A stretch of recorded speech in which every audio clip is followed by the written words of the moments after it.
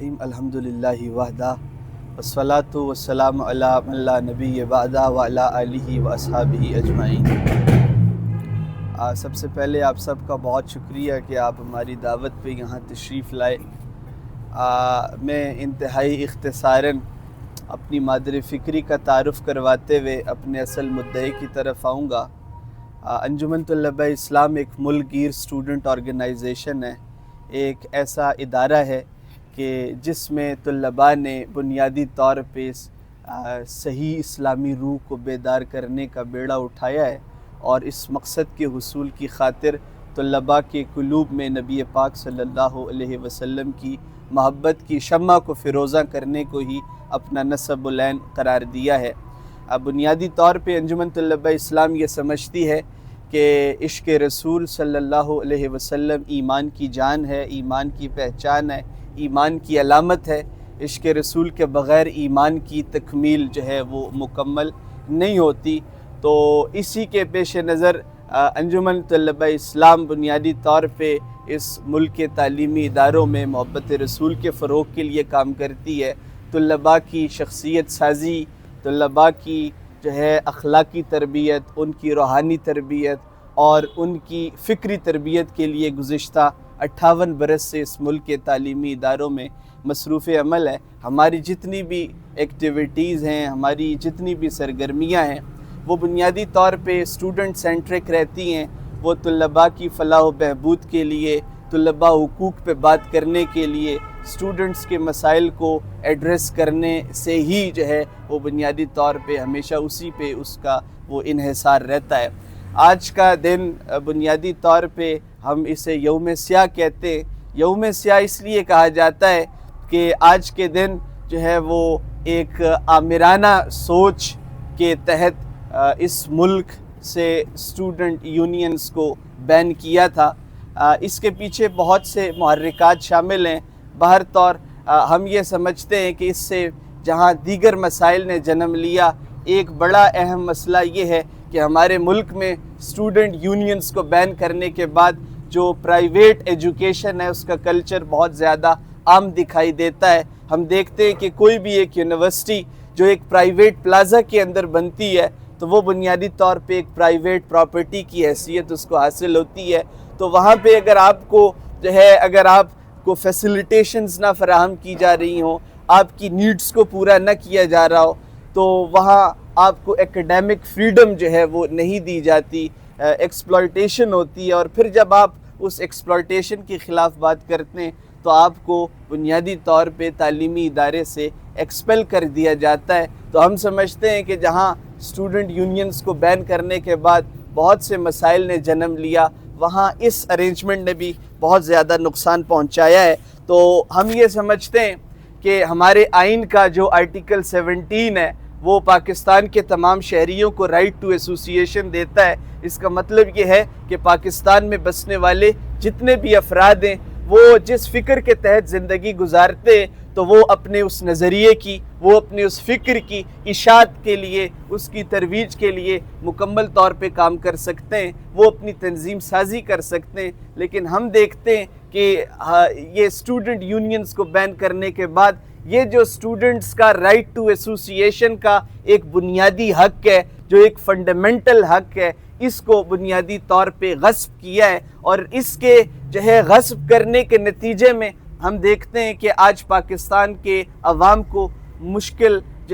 مشکلات کا سامنا کرنا پڑتا ہے۔ آج ہم ریاستی سطح پہ جو ایک قیادت کا فقدان دیکھتے ہیں تو اس کی بنیادی وجہ یہ ہے کہ یہ جو اسٹوڈنٹ یونینز جو نرسریز ہوا کرتی تھی، جہاں پہ طلباء کی فکری تربیت کی جاتی تھی، تو ان کو ختم کرنے کے بعد آج ہم دیکھتے ہیں کہ ایسے لوگ ہمارے اوپر مسلط ہیں جو پاکستان کی نظریاتی جو اساس ہے اس سے انحراف کر چکے ہیں۔ یعنی اسٹوڈنٹ یونینز کا صرف یہ مقصد نہیں ہے کہ آپ کو جو ہے ایک پولیٹیکل کھیپ تیار کر کے دی جائے، اس کا مقصد یہ بھی ہے کہ معاشرے کو ایسے تربیت یافتہ افراد فراہم کیے جائے جو عملی زندگی میں آ کے جس بھی شعبے کے اندر جائیں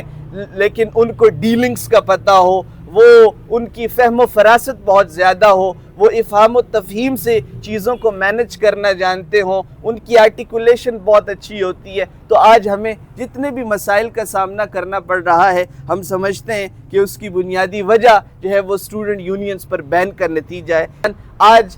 جہاں پہ ہم جاتے ہیں، ہمارے لوگ طلباء کو ایڈریس کرتے ہوئے ویسٹرن یونیورسٹیز کا حوالہ دیتے ہیں، آکسفورڈ یونیورسٹی کی بات کی جاتی ہے۔ تو آپ مڈل ایسٹ کو دیکھیں، آپ دنیا کے باقی جو ترقی یافتہ اقوام ہیں، آپ ان کے نظام تعلیم پر جب ایک بنظر عمی کے ایک جائزہ لیتے ہیں تو یہ حقیقت آپ پہ آشکار ہوتی ہے کہ مغربی ممالک کے اندر جتنی بھی جدید یونیورسٹیز ہیں، وہاں پہ اسٹوڈنٹ یونینز باقاعدہ طور پہ فعال ہیں۔ وہ اسٹوڈنٹس کی ریلیف، اسٹوڈنٹس کی ریہیبلیٹیشن، اسٹوڈنٹس کے فائدے کی بات کرتی ہیں، لیکن ہم دیکھتے ہیں وہ لوگ جو ہمیشہ آکسفورڈ کی بات کرتے ہیں، وہ پاکستان کے اندر ان اسٹوڈنٹ یونینز پر جو ہے وہ بین لگائے بیٹھے۔ تو ہم سمجھتے ہیں کہ ملک کے اندر یہ جو نظام چل رہا ہے کہ جب تک آپ کی اسٹوڈنٹ یونینز مضبوط نہیں، جب تک آپ کی لوکل گورنمنٹ جو ہے وہ مضبوط نہیں، تب تک آپ قومی سطح پہ ایک کوہیژن کو برقرار نہیں رکھ سکتے۔ ملک میں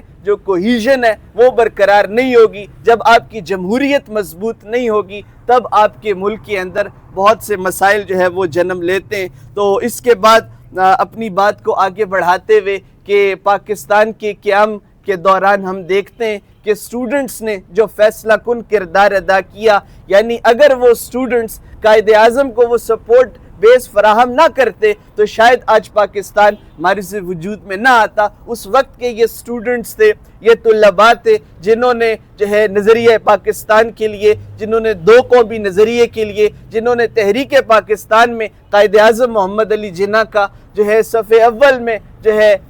رہ کے کردار ادا کیا اور قائد اعظم کے پیغام کو گلی گلی نگر نگر پہنچایا، اور جس کی واضح مثال آج ہم پاکستان کے قیام کی صورت میں جو ہے وہ دیکھتے ہیں۔ گزشتہ 3 سالوں سے ہم پاکستان کا تعلیمی منظرنامہ دیکھتے ہیں تو ہم دیکھتے ہیں کہ جو بی ایس کی فیسز ہیں اس میں بہت زیادہ اضافہ کر دیا ہے۔ اس وقت پاکستان میں 4 کروڑ 62 لاکھ جو ہے وہ اسٹوڈنٹس ہیں جو سکولز کے اندر جو ہے تعلیم حاصل کر رہے ہیں۔ اس کے علاوہ انٹرمیڈیٹ لیول پہ اگر آپ دیکھیں گے تو 84 لاکھ ایسے اسٹوڈنٹس ہیں جو انٹرمیڈیٹ کی لیول پہ تعلیم حاصل کر رہے ہیں۔ لیکن اس کے بعد الارمنگ فیکٹر جو میں آپ کی گوش گزار کرنا چاہ رہا ہوں وہ یہ ہے کہ جو ہائیر ایجوکیشن ہے، پاکستان کی جو اعلیٰ تعلیم ہے، اس میں محض 16% جو ہے وہ ہمیں اسٹوڈنٹس دیکھنے کو ملتے۔ تو آپ دیکھیں اس ڈکلائن کی سکولز سے لے کے انٹرمیڈیٹ سے لے کے کو جو ہے وہ فی الفور ختم کیا جائے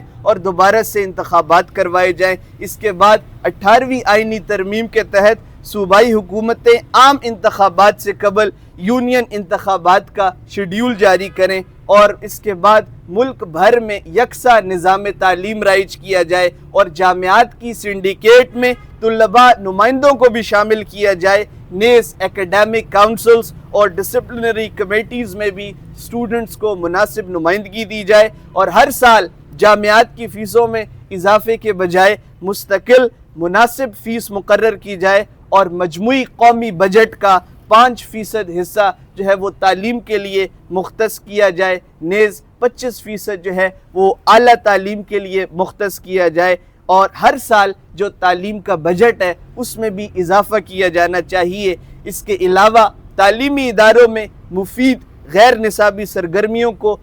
فروغ دیا جائے اور فنون لطیفہ کے نئے موضوعات کے تحت منعقد ہونے والی فحاشی اور اریانی پہ مبنی تقاریب پر مکمل طور پہ پابندی عائد کی جائے اور اسکالرشپس اور دیگر تعلیمی پروگرامز کی مد میں جو ہے وہ فنڈز کی ترسیل کو آسان اور یقینی بنایا جائے اور سرکاری اور تعلیمی اداروں میں نفاذ اردو کے عدالتی فیصلے پر بھی عمل درآمد یقینی بنائی جائے اور ملک کی درجن بھر سے زائد یونیورسٹیز میں وائس چانسلرز کا تقرر کیا جائے، جامعات کی خود مختاری کو قائم کیا جائے اور اس کے ساتھ ساتھ جامعات کے اندر جو وائس چانسلرز کی تعیناتی ہے اور اس کے ساتھ جو سرچ کمیٹیز ہیں اس میں بھی سیاسی شخصیات کے بجائے ماہرین تعلیم کو شامل کیا جائے۔ آپ سب کا بہت شکریہ۔